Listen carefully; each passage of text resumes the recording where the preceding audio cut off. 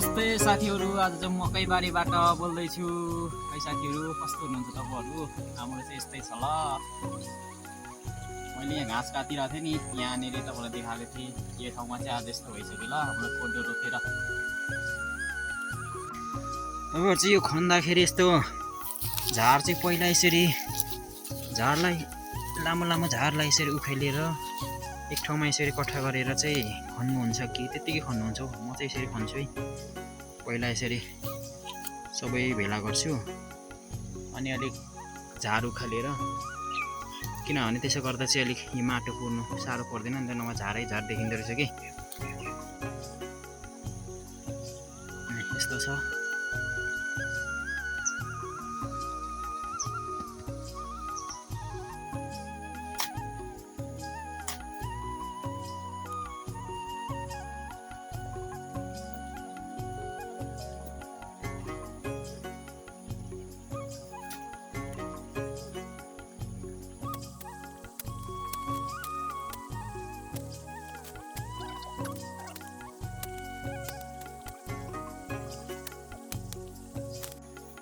हाम्रो चाहिँ कोदो पनि रोप्नु सुरु भइसक्यो। यो अगुवा कोदो थियो।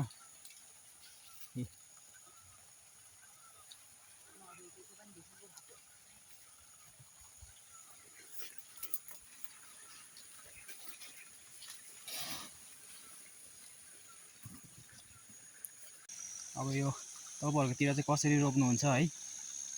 मकै निकालेर रोप्नुहुन्छ कि यसरी नै रोप्नुहुन्छ? कमेन्ट गरिदिनु होला।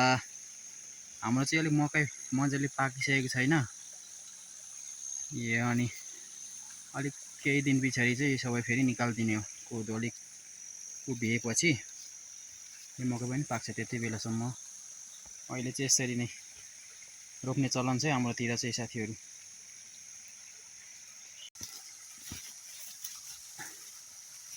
यसरी झार म चाहिँ उखाल्छु ल साथीहरू।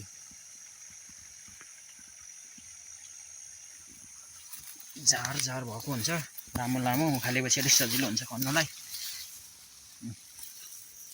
ल यस्तरी राख्यो।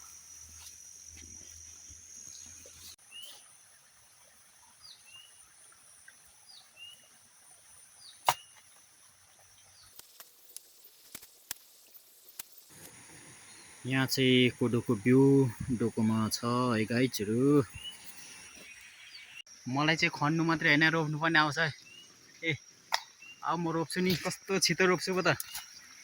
अब हेर्नुहोस् है तपाईँहरू कस्तो रोप्दो रहेछ।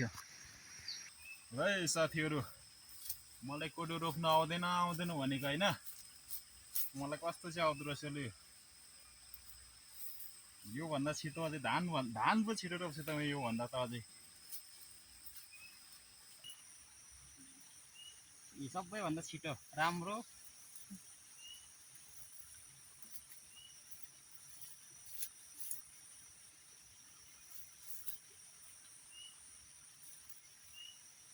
यो खारा खारा पो हुँदैछ है क्या मेरो त। खारै त हो नि, खारै खाएर झन् रोप्दा छ राम्रो हुँदैन।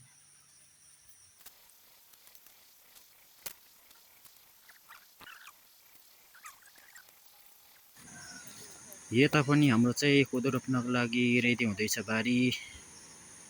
नेक्स्ट भिडियोमा हजुरहरूलाई देखाउँला है त गाइजहरू।